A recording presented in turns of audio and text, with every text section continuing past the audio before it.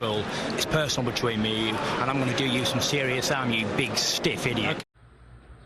The untouchable True School Sports Empire proudly presents something the boxing game's been missing. Hey, what's going on? It's your boy BT, and I came here to talk some boxing with the thousands of True School Sports subscribers. Now, let's talk about it, man. Let's talk about, one of my favorite fighters, and it's been very difficult to even say he's one of my favorite fighters throughout this difficult time in his career, but he is one of my favorite fighters, and that is none other than Josh Taylor himself. I'm still the president of the Josh Taylor fan club. I'm still the president of the Philip Hergovic fan club, the American chapter, okay?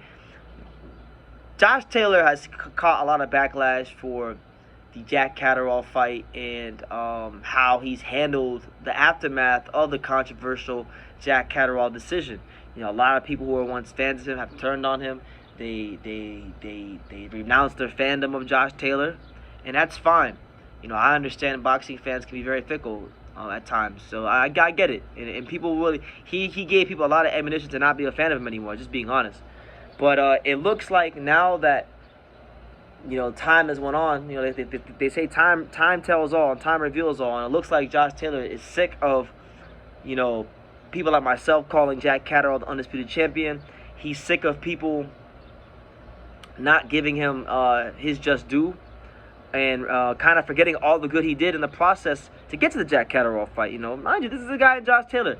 Beat Victor Postal, beat Baranchek, beat Jose Ramirez, beat Regis Prograis, beat some real good top-notch fighters to become undisputed. It wasn't like he was just given the undisputed titles. He earned every last bit of success he got in boxing, becoming, Scotland's first undisputed champion since the great and the incomparable Ken Buchanan. So it's like he put himself in rarefied air, and then in an instant, people forgot about all of it because of a lackluster performance in a fight where, he didn't look his best. Now, reports are now that Taylor has now vacated the WBC title, okay? Because for those of you who don't know, Top Rank and all parties involved, they're working on a deal for, Josh Taylor to fight Jose Zepeda and defend his belt because Jose Zepeda was the mandatory challenger. Now, I'm happy that he's done that because what I think is going to happen now, and I'm holding out hope and I'm being optimistic because I believe to the core of my bones that to the core of his bones, Josh Taylor is a true fighter, a throwback fighter. Down to fight anybody, will not duck no smoke, will go after the biggest and baddest challenges. And if you are someone like a Jack Catterall that made him look bad on a certain night, and he let the fight close for interpretation, this is going to be a guy in Josh Taylor that goes and looks to avenge the performance that he had in the last fight. And that's what I think is going to happen. I think the reason he vacated this belt is because he's sick of people talking shit about him. He's sick of people saying that, he got a good decision and that he didn't look good against Jack Catterall, and he wants to really right that wrong. So, he vacated the belt, avoided the Pueblo mandatory. He vacated the belt, avoided the Zepeda mandatory, and I think it's all for purpose. It's all for cause. It's all for process. It's all for him to fight Jack Catterall and rewrite that wrong. And you know what? Look, I really, really hope to the core of my bones that that's what's going to happen because, in my opinion, for Josh Taylor to get his career truly back on track, and listen, beating a Jose Zepeda would obviously be a good win, but people will always talk about Catterall, what happened in the Catterall fight. So my opinion is this: if he wants to recapture any of the momentum he once had, if he wants to really move his career in the direction he wants it, I think win, lose, or draw, he needs to fight Jack Catterall. He needs to give Jack Catterall the opportunity again because, like I said, it was looked at to be one of the worst robberies in British boxing history when he got the decision, okay? And it got so bad that even his people, his own countrymen in Scotland, many of the Scots were saying, "Hey, we love Josh. We had a lot of time for Josh, but Josh didn't win that fight." So it's like when you got your people, in your own country, in your own city, that walk the same streets you walk, that go to the same pubs you go to, saying that you lost the fight, you can't. It's hard to live with that on a day-to-day basis.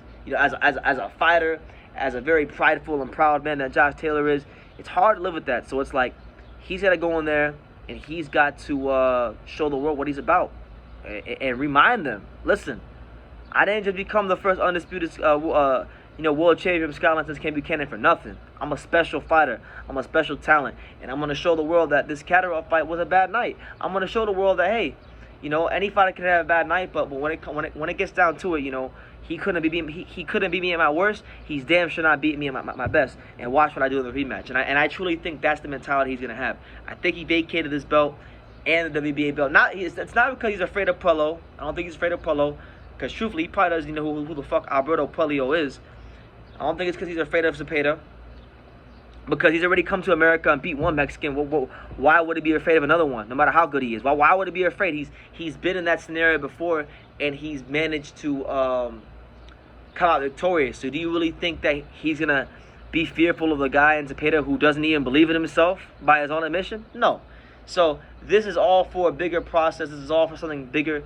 This isn't about belts. This isn't about titles. This isn't about glory. This is about reputation. This is about respect. This is about people putting some respect and keeping some respect on Josh Taylor's name, because now people are questioning how great he really was in the first place, which I think is horrible, because people shouldn't, you know, question Josh Taylor's legitimacy as a fighter. He's undisputed. He beat some really good fighters on the way to become undisputed.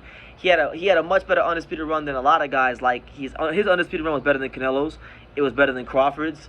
It was better than a lot of guys in boxing. But that's how it is, man. People are very much like, what have you done for me lately? But you know, holding out hopes that Josh Taylor is angling for a Jack Catterall rematch, because I think that's what this is all about. I don't think he's going to go to welterweight, because if he was going to welterweight, he would have just vacated all the belts. He didn't vacate all the belts. He just vacated the ones where he had mandatories due. So, Jack Catterall, it looks like you will be getting your shot. When you get it again, make sure you don't leave it to the judges. Make sure you don't give away no rounds. Take your foot off the gas and leave no stones unturned. And the same goes for Josh. You get in there with Catterall, leave no... if they find a rematch, whoever wins the rematch, let there be no stones unturned. Let there be no ifs, ands, or buts about it as to who wins. I want a decisive outcome, and I'm going to leave it at that. So you guys, let me know what you think in the comments down below. Make sure you guys take the time to subscribe, because we're on the road to 50,000 subscribers. And like I say in every single one of these videos, you can love me or you can hate me, but I'm just a kid from Dania. So until next time, take care, guys. Thank you for watching True School Sports. No, follow this kid. Oh. You know, he's a true, you know, he's a young, true, passionate person who follows boxing. He wakes up thinking about boxing, and he goes to sleep thinking about boxing. This is true. This is good kid, good man, and looking forward to seeing him everywhere in the boxing world. Hey man, if you ain't subscribed to True School Sports, you fucking up, man. Make sure you subscribe, bro. Fucking up big time. Make sure, man.